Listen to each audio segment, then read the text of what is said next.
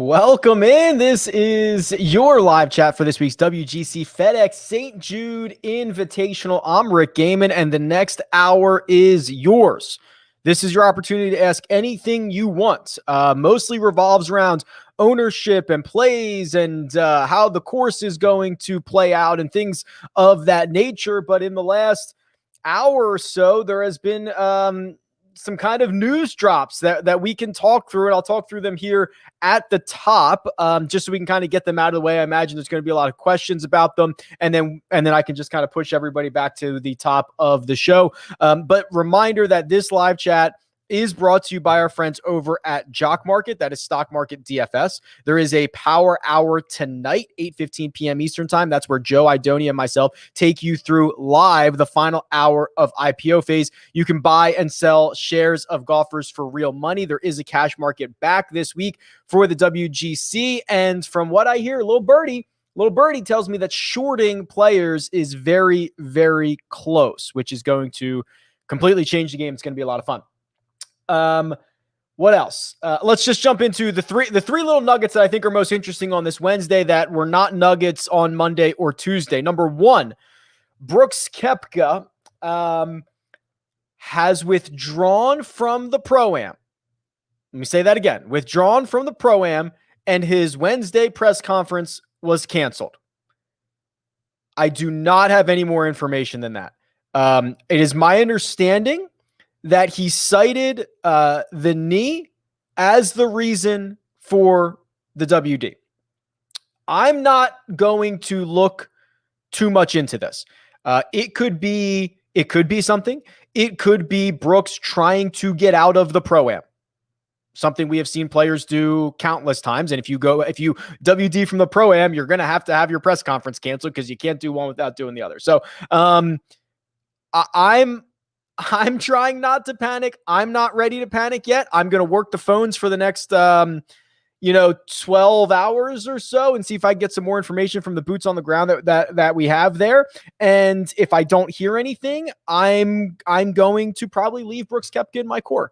And if I'm wrong and and I'm going to set an alarm and I'm going to check tomorrow morning to see if he withdrew from this event before it starts. And I'm going to set my notifications, which I already have for the PGA Tour.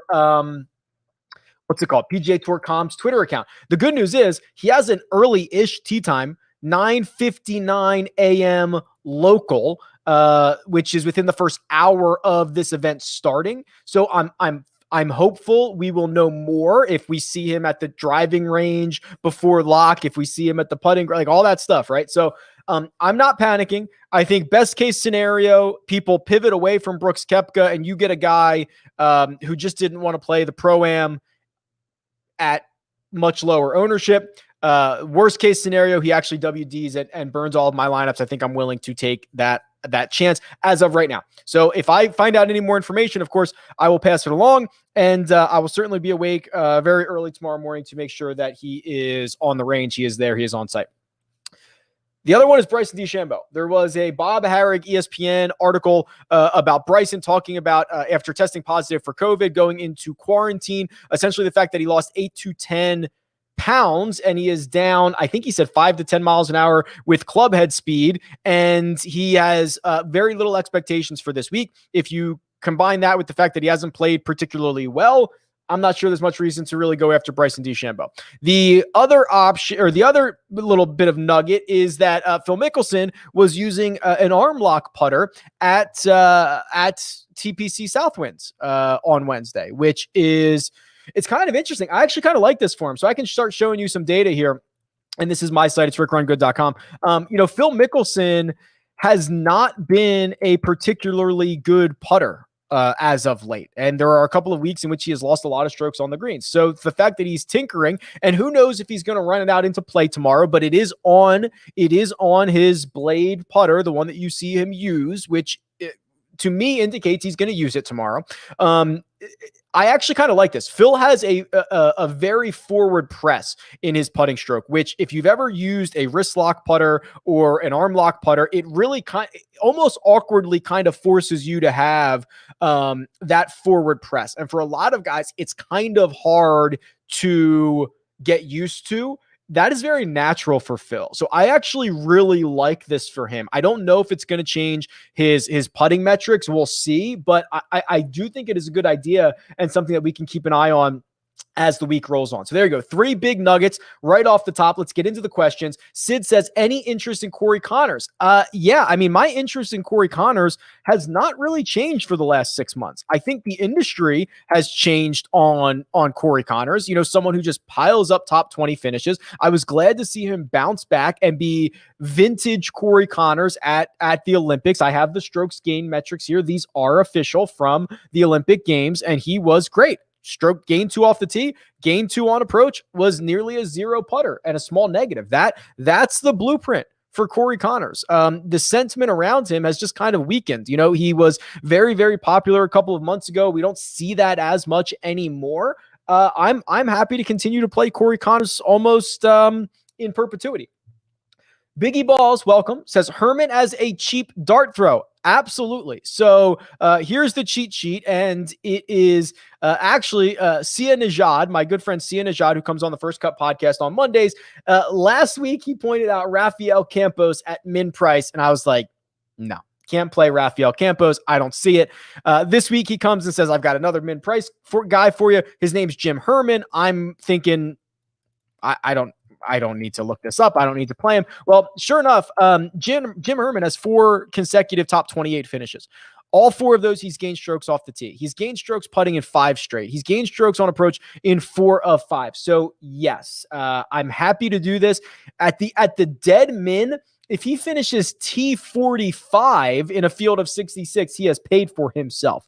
It also allows you to get really, really flexible with the rest of your lineups, and there is no risk of the cut. I mean, if he finishes dead last, he was min price. Like, what did you expect? You know what I mean? So there's really only upside from a min price guy, and I think this is a pretty good one. Jay-Z says, my main man, Rick, he's screwed that up. My main man, Rick, I'm in a coke rack state of mind. Tell me if you dig it, Jay. Always good to have you in the chat. Let's take a quick look at Mr. Coke Rack here. Haven't seen him since the Open Championship, in which he finished 26. Played well enough at the Rocket Mortgage, but lost strokes putting. That is something you normally do not see from him. He's been one of the better putters on the PGA Tour this season. Yeah, I mean, this is pretty solid, right? He is a bit more volatile than most of his peers in this kind of pricing range, but the putter is electric. We have seen him get hot with the driver and the irons at times. The short game is always a little bit worrisome, and I do worry about that around these small greens at TPC Southwind. But Bermuda is historically one of his better surfaces. I don't have any problem with this. I don't love it. I think I like it. Not sprinting to the window to get a ton of access to Jason Kokrak, but if he falls into your lap, if you are going to, I'm certainly not going to talk you out of it. Zach says, one and done. Final week of Q4 until playoffs. So there's no Wyndham. I'm leading by 400,000. DJ, Xander, Rory, Finau, Cam Smith are my best options. Guy behind me has JT and Morikawa, so I feel like I need a big finish here. Well, I hate to say it, but you should probably just play DJ.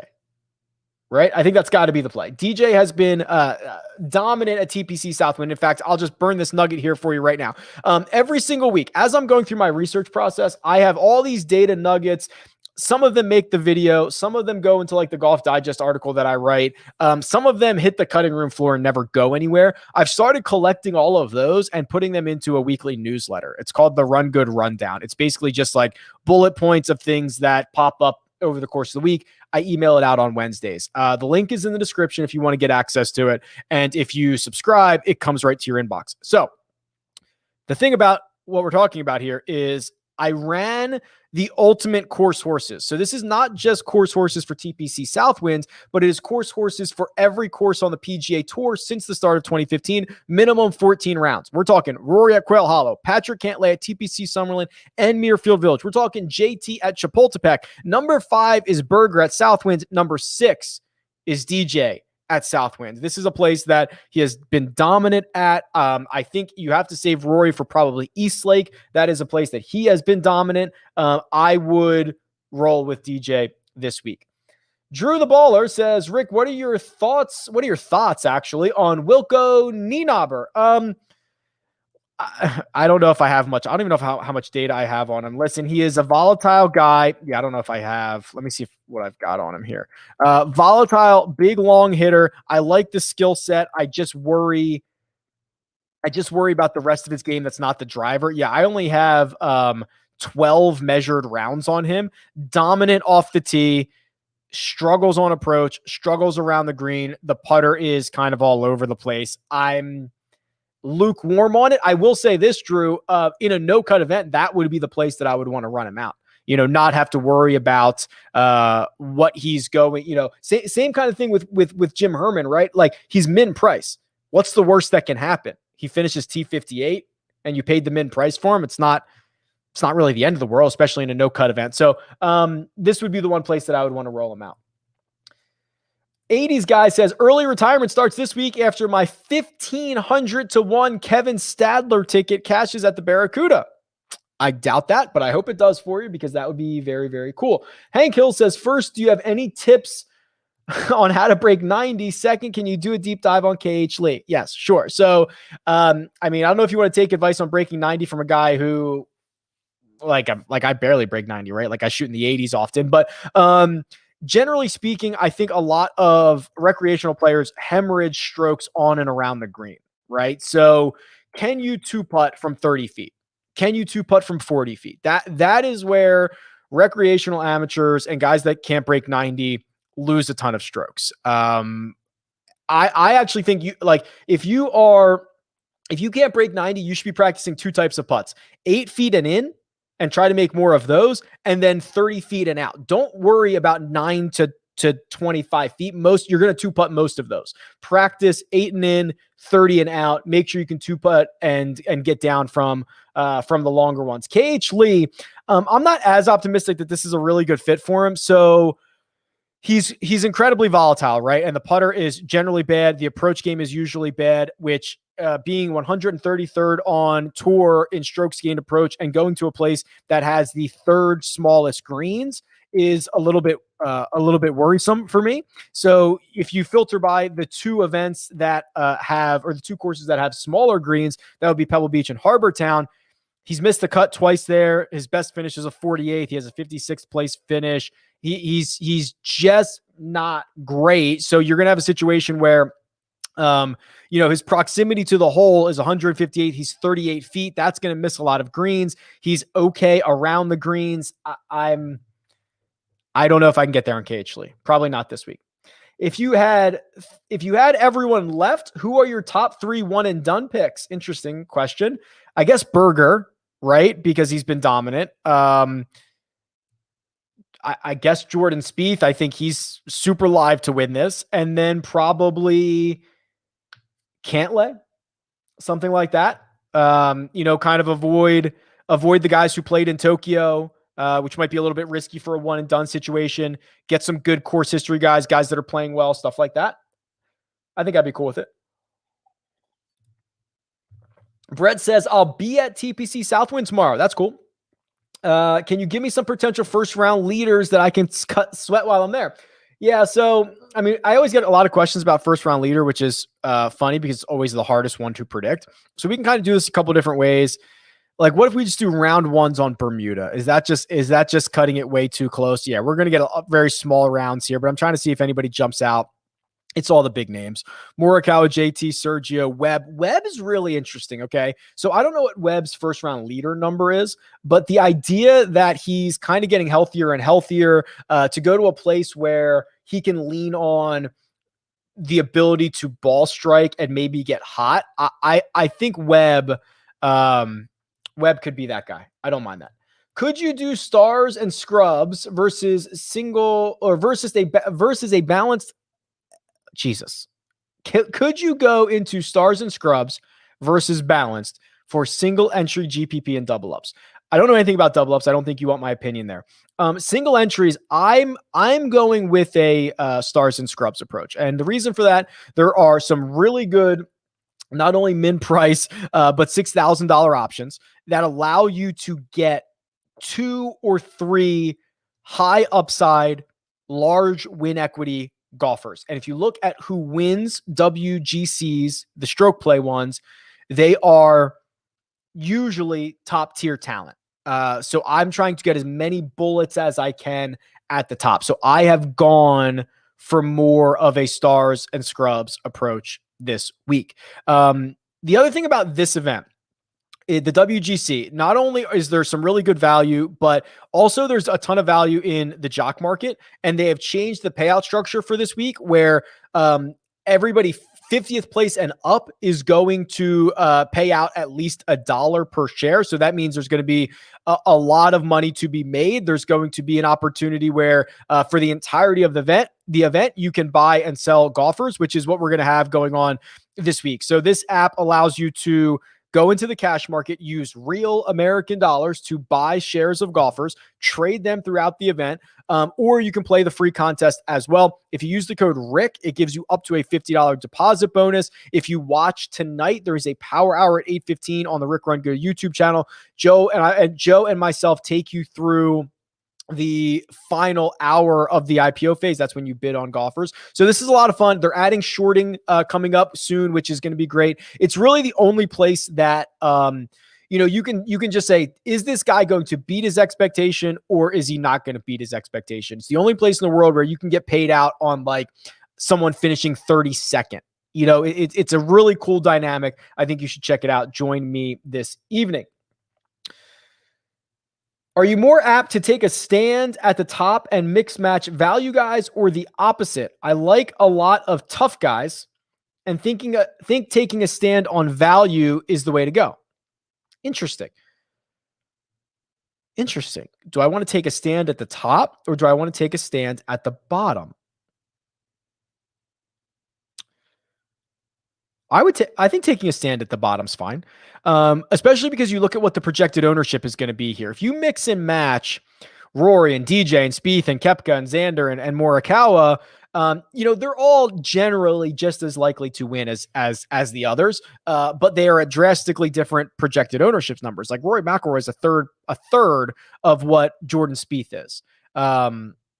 So I think mixing and matching those guys with the legitimate winning upside at a third of ownership of each other, I think that's the way that I would go. Kyle says, new to Rick Run Good site. Thank you very much. Love the content you provide. How many custom models do you run before you settle on one? I find myself running models all the time and watering down my player pool. Yeah, I kind of run. So this is the custom model. I kind of run not like 2 or 3 a day, maybe. I don't know if that's a lot or not. Monday, I do one on the show, the DFS preview on Monday. That is like right after the salaries come out. Tuesday, I get an opportunity to talk to the guys on the first cut and kind of get more perspective. And maybe we have somebody on the scene, and maybe I've talked to a caddy, which little teaser is professional tease. Have a new podcast coming out this week. Talk to Joe Griner, Max Homa's caddy. Sometimes I get a little bit more information there. And then Wednesday, then I have ownership, right? So I probably run 2 or 3 a day. I don't know if that's a lot, but that's generally the way that I do it. Hey, Rick, any value in these head-to-heads? Cantlay over Reed, I imagine. English over Reed and Collin over X. So I'll do this for you. I'll run it on the head-to-head matchups tool on RickRunGood.com. If you subscribe, which I highly recommend, you can run any one of these yourself. I'll do 2 for you. I imagine they're all pretty favorable. So let me zoom out a little bit. Cantlay over Reed. I imagine Cantlay is going to smoke him, and I'm going to change this to the start of 2021. Yeah, I guess it's not smoking him. I have Cantlay winning 57% of the time, which is minus 130. Not a ton of value, but some value. And then English over Reed would be, wow. Reed, big time winner on this one since the start of 2021. Reed wins at about 65% of the time. I have his money line at minus 187. If you subscribe to RickRunGood.com, you can run as many of those as you like. Still have Koepka, but first cut sold me on Berger and those greens. Talk me down. For one and done. Yeah, Leo, I mean, listen, I'm not sure there's a reason to be talked down here. Daniel Berger is, I don't know if you've ever done this, Leo. It's a practice I really recommend. Before the season starts, create your one and done schedule. Put everybody in a slot. And what you'll find is you're going to start putting guys that are really, really elite in some of these spots. And Berger would be the guy that you plugged in at TPC Southwind, and Webb would be the guy you plugged in at Wyndham, and Rory would probably be the guy you plugged in at Eastlake, and JT would probably be a guy you plugged in at some WGC no cut event. Like there's just these matchups, right? So I'm not here to talk you down from that. That this is a pretty straightforward Daniel Berger one and done week, and it would have been a week ago, a month ago, a year ago. You would have plugged Daniel Berger in here. Lucas Glover, what do you make of recent weaker ball striking? Hey Tom, but stronger putting.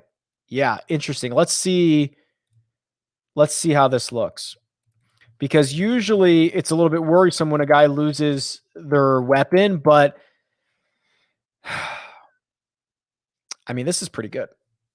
Lucas Glover, historically terrible putter. In fact, still ranking 125th on tour.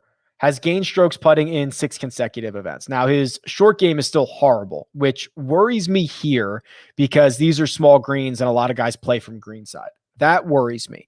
The rest of this looks pretty good. I mean, still capable of gaining 3 or 4 strokes on approach. Oh, I'm sorry. I have this filtered, guys. My bad. Just disregard everything I just said. That's my bad. Let's start over. Lucas Glover. 4 events in a row, 4 measure events in a row, he has gained strokes putting. The last 2 have been pretty good.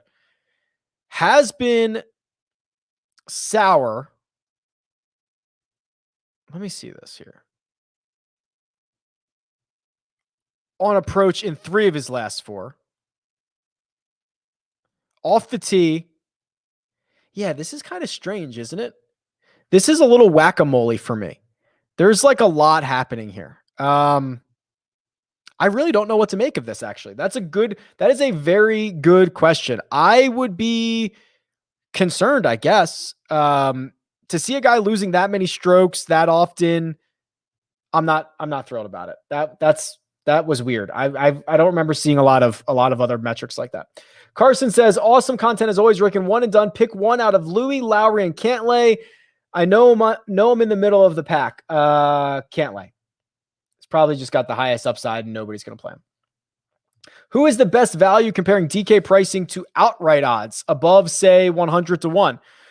Ooh, I don't have the odds next to the DK pricing here, but I imagine it is. I don't have the answer for that. Probably Max Homa.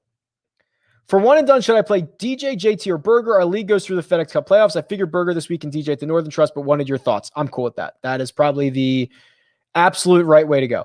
If you were to make one outright bet for this week, who would it be based on the odds and win equity? I just mentioned Cantlay. I think that's probably still correct.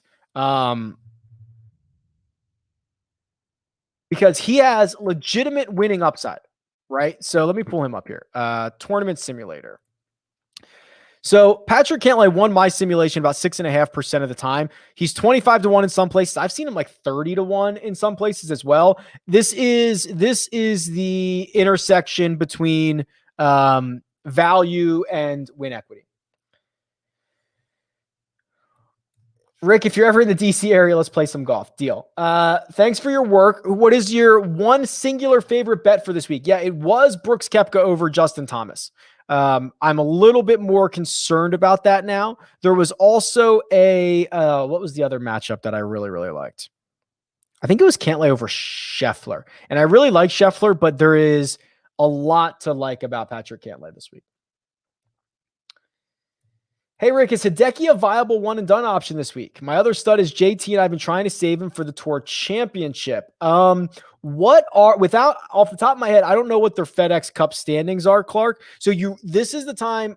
Well, I guess, hold on. If your one and done uses the starting strokes, you want to punt that decision as long as possible, but you want to have a lot of options, because if somebody starts at 10 under or 8 under and you get credit for that, you are at a significant advantage. So I don't know the way that your one and done works. But outside of that, if you can save JT for the Tour Championship, I think that's smart. And I think Hideki's fine this week. I wouldn't worry about that. Rick, love your show and all your analytics. Was wondering if you've started to look at historical data just to see how those weighted models are panning out. Yeah, a lot. I do that quite often. I mean, I actually have the plan. So the plan is to eventually have like an archive site, an archive page on the site, which would allow you to look back at past cheat sheets to see kind of lead in form and things like that. And then also, which models worked well. But no, like part of the course regression model calculations that I do, it's constantly being back tested and constantly more data is being added. So yes, it's a big part of it. Any examples of when you may go against your model? What would make you look at a golfer who is average / I think that says low in the model? I guess it depends on what model I put in, right? So if I put in 24 rounds, which is generally pretty recent, right? The last couple of starts, and it has a big name player who is going to be low owned, lower in my model, I'm more willing to play that guy. Because if you get a ceiling week from a low-owned Rory McIlroy this week, it is incredibly valuable. So I generally give the better players more longer-term credit, and kind of the value guys, I'm trying to find the hot hands.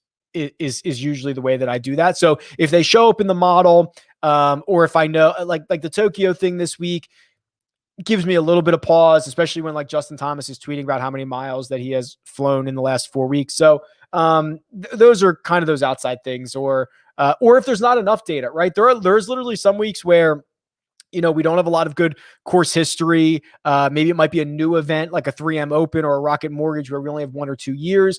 I'm not as likely to bend the knee to the model. Hey, Rick, I like Burns and Homa for DFS, and I can only pick one. Unfortunately, I kind of like both of those guys as well. So Burns is what he is, right? A very volatile, high upside golfer who is going to make you look like a fool a lot, and he's going to make you look like a genius a lot. Homa, on the other hand, he is laying a type of advanced metric blueprint that I really like. Gaining a bunch of strokes off the tee. He's fine on approach. He's starting to plug the gap in some of his shortcomings, which is around the green. And then also the putter is poppable, meaning he's going to have a lot of bad putting weeks. But the good putting weeks, he gains 5, 6, 7 strokes on the putting surfaces, and that's how he wins golf tournaments. Some guys are not even capable of that. So when I'm looking at guys at 150 to 1 or in the 60, what's Homa, $6,700 for this week or something like that, this is a really good blueprint for types of guys that can pop off. A really good blueprint. So that probably gets me a little bit more excited. Do we know if DJ's brother is back on the bag this week? I don't know. I'll see if I can find that out. If I can, I'll tweet it.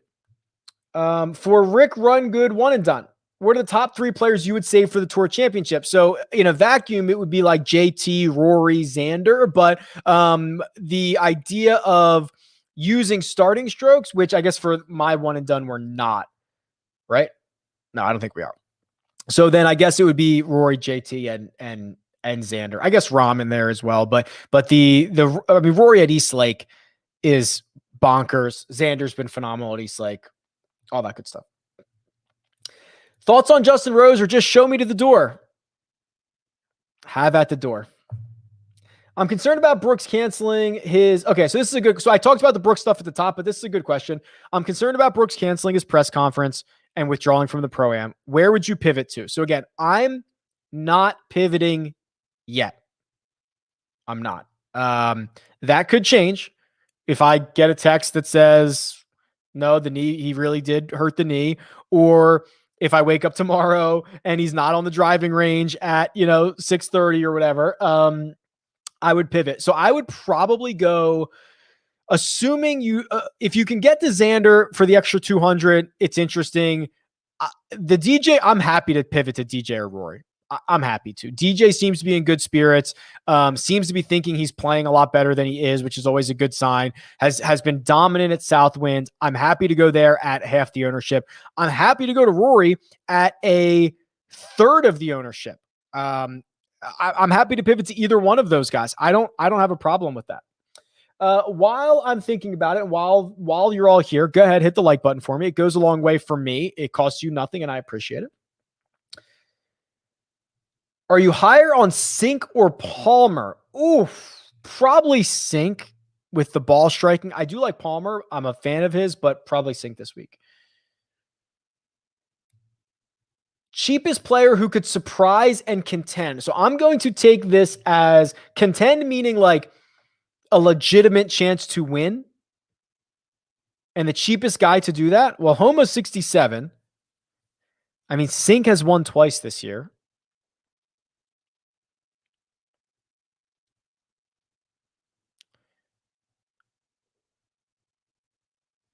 Maybe those guys. Sorry, I was trying to find someone else here that would be cheaper.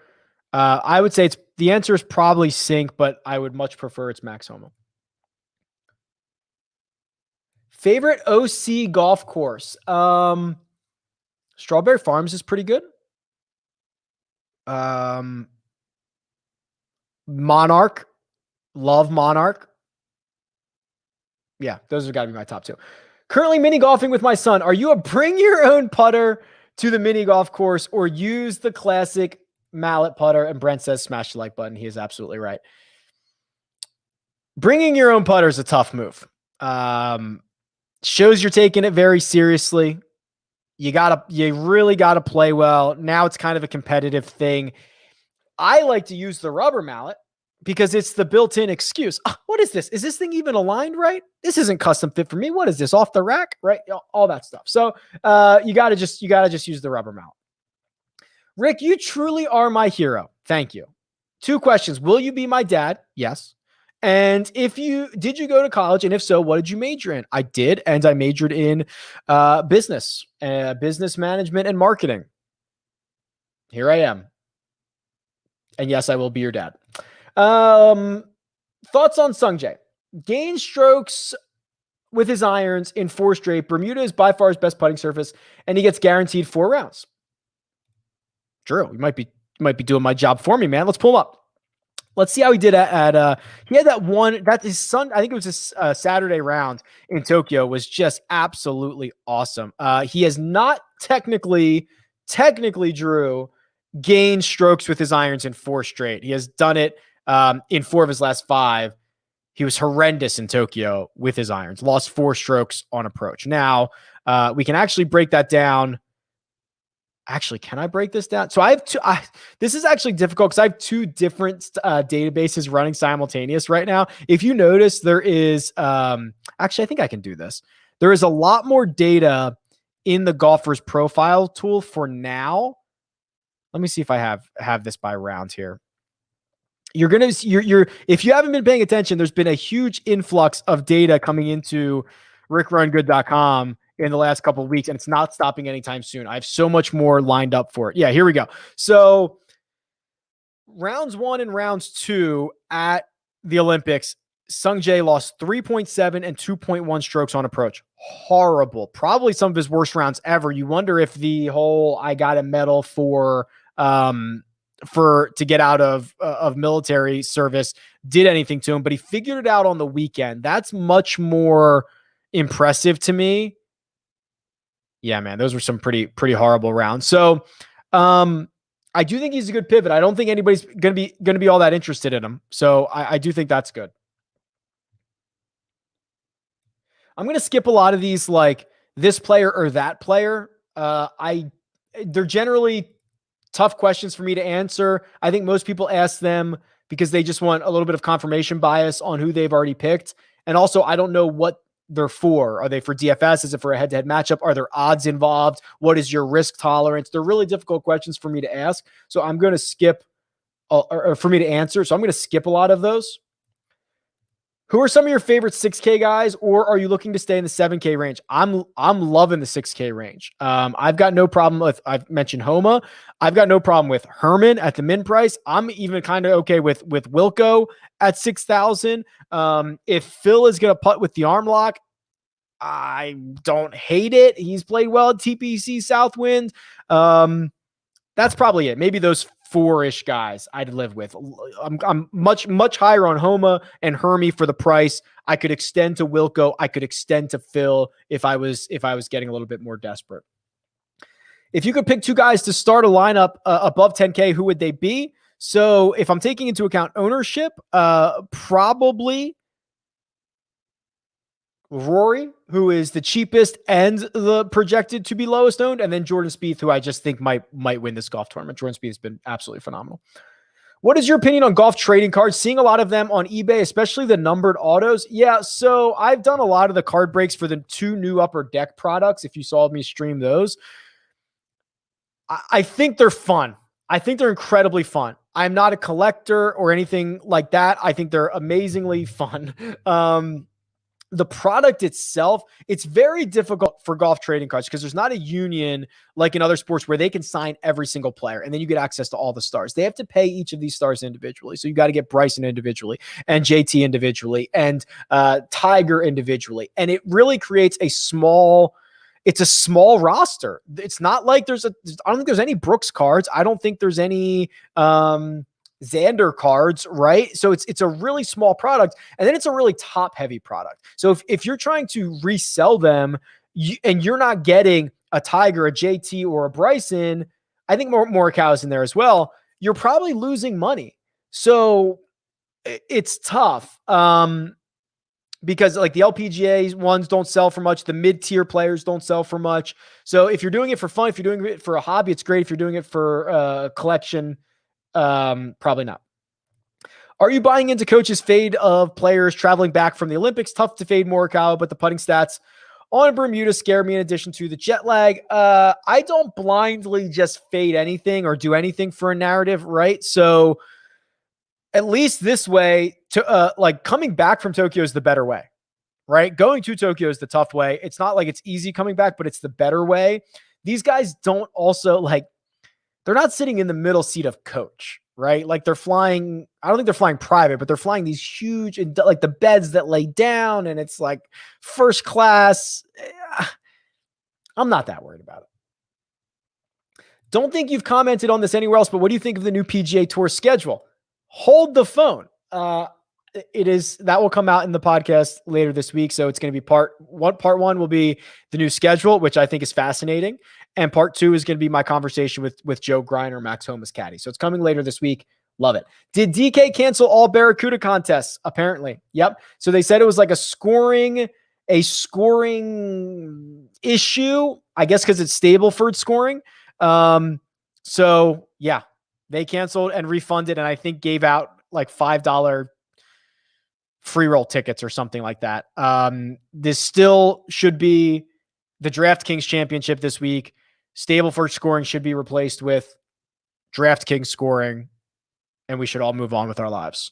I can't believe it hasn't happened yet.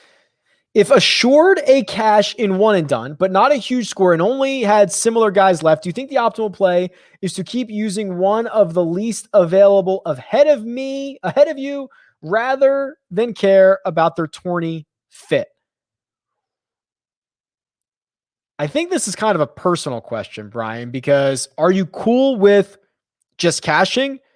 If so, chalk it up, I guess. If you're trying to win, that's kind of a different story. You should be trying to make up ground. So it's kind of hard for me to answer. Could you think of a better back-to-back scenario? Xander won the gold, time to win some first place cash. Yeah, it would be cool. He's very good at golf. It would be hard to do, but he's good. Curious about Bryson as a pivot. I did discuss this at the top of the show. He said he was very tired, very fatigued. He did nothing. He lost like 8 to 10 pounds and apparently lost club speed. Can you, off the top of your head, name the righties that hit draws off the tee? Well, Rory generally liked to, and then I think he's been working on the cut. Patrick Reed kind of hits that little low guy every so often. Xander likes to hit the draw when he can do it, which we've seen a couple of times. The problem is a lot of these guys are so good at hitting in every single direction that it's tough to kind of put your finger on it. Hey, Rick. I'm new to the show. Well, thank you. Welcome. Think of playing a ridiculous amount of can't lay. Is that reasonable? Santé from Quebec. I think that's how you say that. Thank you, Martin, or probably Martine. I love Patrick Cantlay this week. Now, I've gone down with the ship on Patrick Cantlay a couple of times, but outside of the 4-week stretch in which he forgot how to putt, he's been unbelievable. 4 of his last 5, he has top 25 finishes. 1 is a victory. The other thing I was doing earlier this week was going to the Holy Grail here and sorting by small greens for the last 6 years. Who's number 1 in small greens? It's Patrick Cantlay. Why? Because he's an awesome iron player. And you look at his results on just courses with small greens. 13th, 1st, missed cut. 3rd, 2nd, 35th, 32nd, 7th, 11th, 11th, 17th, 12th, 12th, 15th, win, 3rd. Like what? He's missed like 1 cut in his last 17 starts on courses with small greens. And he's like got a million top 20 finishes and 2 victories. Let's go. Be ridiculous. Hey, Rick, one and done winding down with the recent news. Would you roll out the Bryson experiment if at all? I'm terrified of this. I have Bryson available in like a lot of one and dones, and now I'm concerned I'm not going to get a chance to use them, right? I'm going to have to, I would rather play him at a playoff event, and maybe he can figure it out. Greg, love the show and all the data. Thank you. With a no-cut event, do you subscribe to Stars and Scrubs? Yes, I do. Deep dive on Martin Laird. Oof. Sure. Haven't done that in a while. Let's do it. Spell his name right. I played TPC Summerlin the other day, and I tried to, I wanted to recreate the Martin Laird shot. I forget what hole it was, but he was green side, just buried up against the lip. Remember he chipped in there when he won? But I forgot to, and I forgot what hole it was. But next time I get out there, I'm going to do that. Martin Laird. Well, off the tee is fine. Missed 3 out of his last 4 cuts, but off the tee is not the problem. Approach is pretty average. Short game, pretty weak. I do like the fact that the putter can pop, but he doesn't match it with really any other skill set that is noteworthy. So I'm not sure how valuable that actually is. So I'm going to have to pass on Martin Laird. I like the popping putter, but nah. Lowest owned in the field above 6,500. That's like everybody. Lowest owned in the field above 60. Like everybody. Everybody. Lee Westwood. Aaron Rye. I like everybody.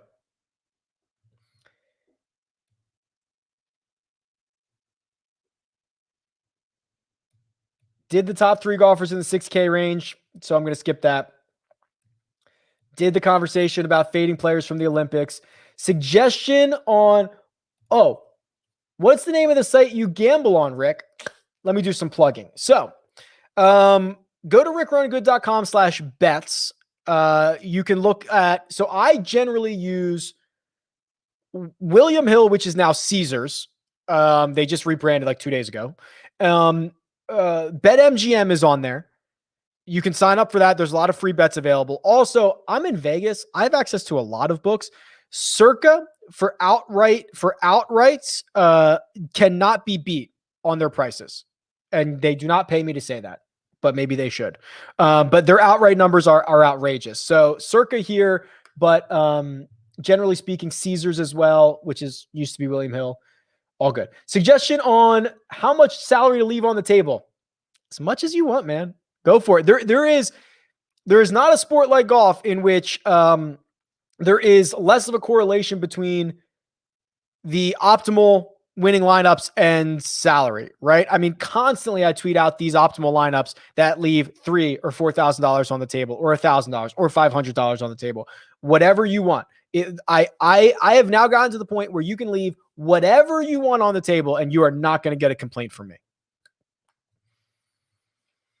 Can't lay over DeChambeau in a matchup. Is it time to whip out the hammer? Yes.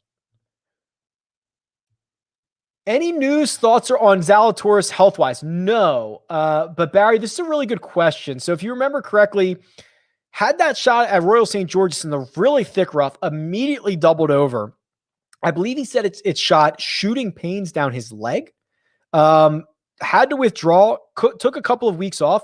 My general assumption, Barry, is that if he's playing, he's healthy. That's generally how I feel about a lot of these guys. The only small caveat with Zalatoris would be he might just be trying to take one of his last 2 cracks at winning a tournament, because if he wins, he can get into the FedEx Cup playoffs. If he doesn't, he's not going to play because he's not technically a full-time member yet. So that's the only small caveat. But with the way that Zalatoris didn't play the alternate field event, I don't think that's really his mindset. So I think he's healthy.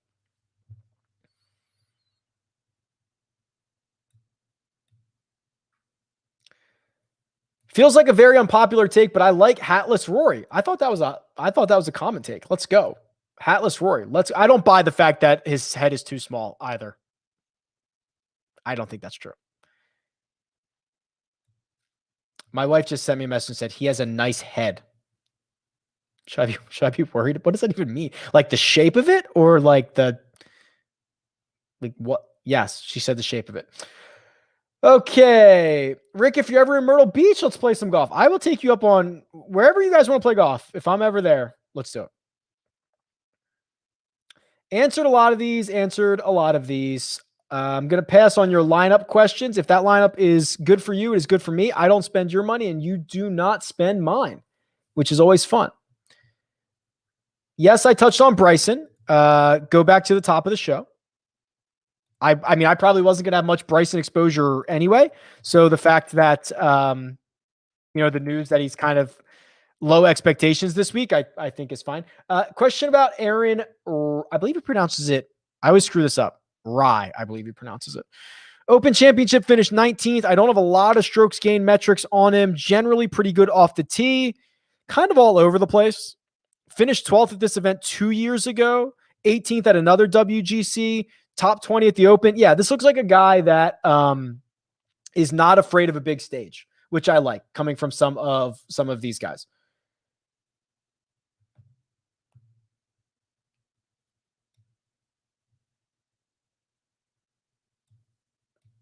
I'm going stars and scrubs.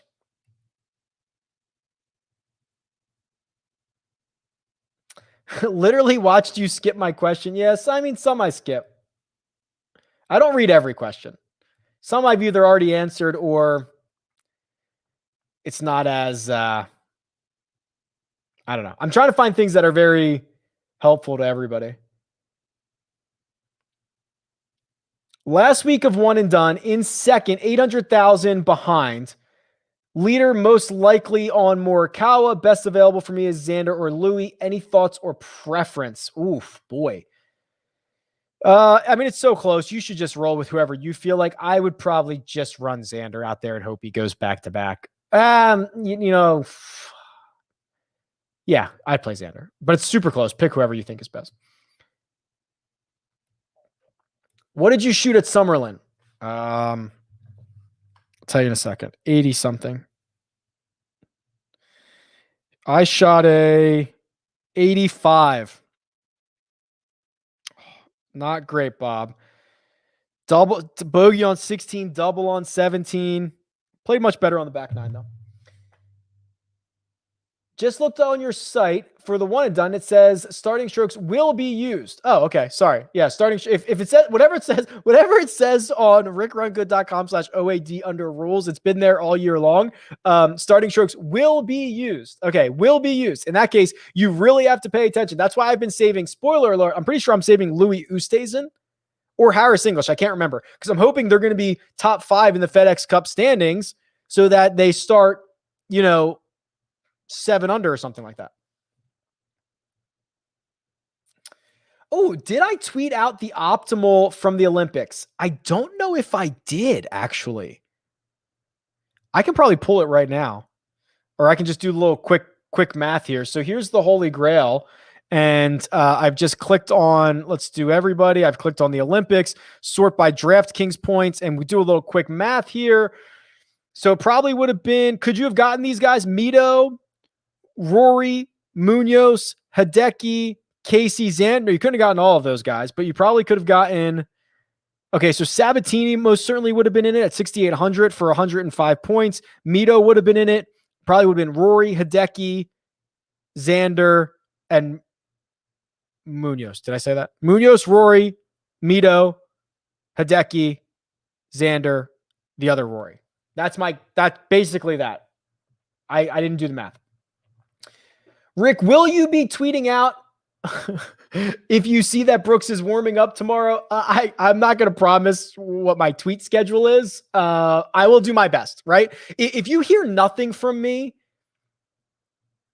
actually, I don't even want to commit to that. I'm not going to commit to breaking the Brooks news because I really am not sure we're going to hear anything else. So no, I'm not promising anything. How well does Kisner do in no cut events? Well, if only there was a way to do that.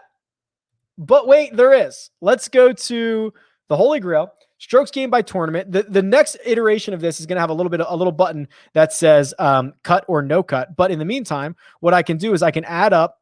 I can just select all of the WGC events. And I can say also Zozo and CJ Cup, right? And Tour Championship in case he's played any of those. And I might be missing some, but you can go back and you can has he played Tournament Champions? You can certainly go do this yourself, but just for kicks, there's definitely something I'm missing. One of the playoff events probably. But anyway, you could do this and then we can go find Kevin Kisner. And the fact that I'm scrolling down, looking for him is probably not great. So he's gaining about a quarter of a stroke. Here are his recent results. 41st at the workday, 24th at the tournament champions, 14th at Zozo, 45. I mean, these aren't that great, right? These aren't great finishes. He has 2 top 10s dating back to the 2017 Tour Championship. I could be missing something. And of course, he probably does better in the match play, but not great.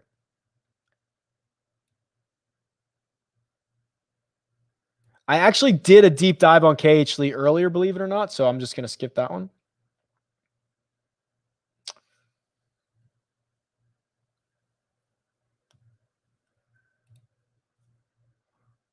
Neiman. Neiman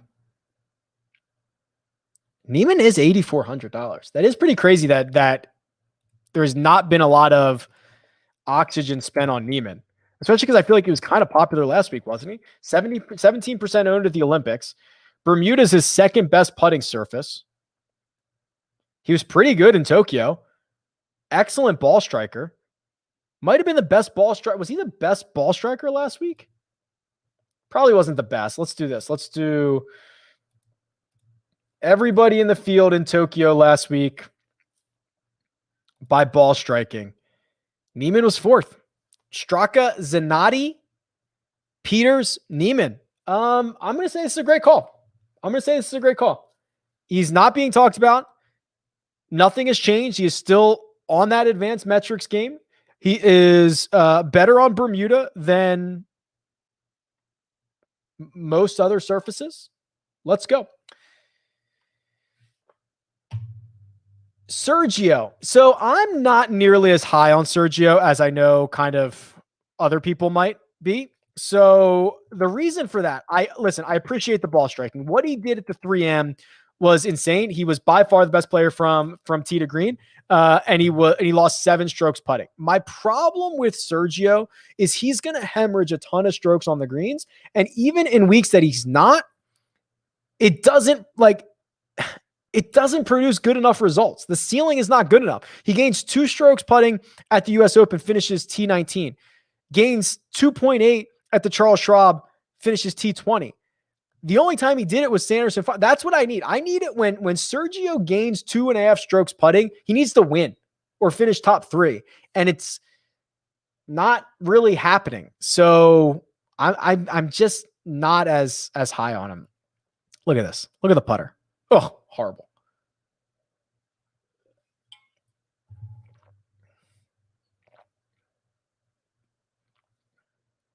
New to the stream. Have you thought about adding top 5, top 10, top 20 odds on your report? I'm assuming you're talking about the cheat sheet here. I get a lot of requests for things to add to the cheat sheet. It's kind of at maxed out real estate right now. And all of this, I believe, is pretty valuable. That's why I've kind of multiple different versions of this cheat sheet, the strokes gained cheat sheet, the fantasy cheat sheet, or if you're really paying attention and you want the dirty little secret, the first cut cheat sheet, an invisible little button right here that if you click, it takes you to the first cut cheat sheet. This is just bigger font that I use, so you don't actually, it's not anything different, but I have lots of plans for this. As always on RickRunGood.com, there will be constant improvements. I think the subscribers can testify to that. Would you use Colin in one and done? Yep. Listen, the kid's special. He's super special. What he did in Tokyo last week, lose a stroke and a half on approach and finish fourth, is terrifying for the rest of the field. The tour, they should be shaking in their boots. If this guy can lose a stroke and a half on approach, something he's unlikely to do very often, and finish fourth, they should be terrified. Morikawa is unbelievably legit. How do you feel about targeting some guys who are just barely inside or just outside the top 125 in FedEx Cup points? Silly narrative or potential edge? Oh, it might be the time of the year where we are at potential edge, just because I think you're going to, like, we are all year long. The PGA Tour is like, every shot matters. Sure. Technically it does, but those guys don't start thinking about it. They do start thinking about it now. So I do think you could get, maybe it would have to be an exact situation. A guy who is top 120, just outside the top 125 or just in, who's kind of struggling, grinding, who has to give you every stroke, instead of, like, I'm going to get my guaranteed paycheck, let me eject out of here and finish 52nd. I do think there's a tiny little bit, but it's a very, very, very small scenario that you're probably not going to be able to guess or even get to come to fruition. All right.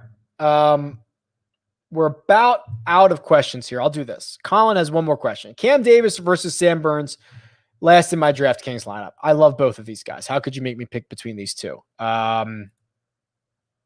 don't know. Burns. Whichever one you want. I love both of those guys. Here's what I'm going to ask you to do. On the way out, hit the like button. Also, subscribe to RickRunGood.com. I never ask you to do that. It's a really good site, and it's constantly improving, and I love it, and I think you will too. Join me tonight, 8:15 p.m. Eastern Time. Joe Idoni and I will be on the Jock Market Power Hour giving away money, giving away $100 in Jock Bucks. Plus, you use the code Rick, you get another $50 in a deposit bonus match. It's going to be fun. There's going to be a lot of fun stuff. I don't know. I don't have anything else to say. I'm going to go eat lunch right now. I hope you guys have a great week, and I'll see you early tomorrow morning, because we're all going to wake up and see what's going on with Brooks. See ya.